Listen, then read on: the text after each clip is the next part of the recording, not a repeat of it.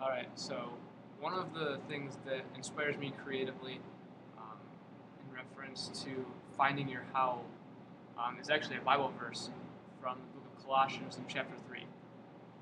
And it says, "If you have been raised with Christ, seek the things that are above, where Christ is, seated at the right hand of God.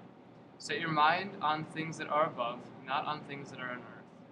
For you have died, and your life is hidden with Christ in God.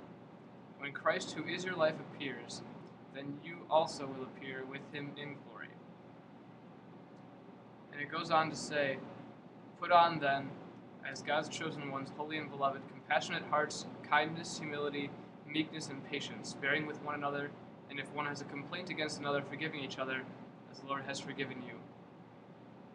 And so, what this means to me as a creative individual is this is the story that I identify with, similar to the stories of the wolf and the tiger who found their howl, um, and this is how I believe that I must die to myself in order that I can find my authentic voice, because I believe my authentic voice is in Jesus as a Christian.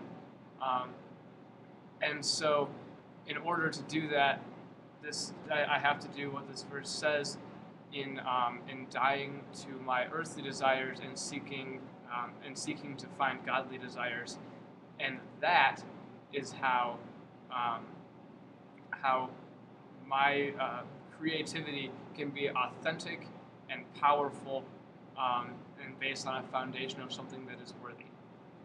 And so that's why that passage is something that means a lot to me creatively, because it is the foundation, that belief is the foundation on which my creative identity rests. And so from that, I'm often inspired to do creative things. All the creative things that I do are for the purpose of pleasing God, and spreading God's word. And so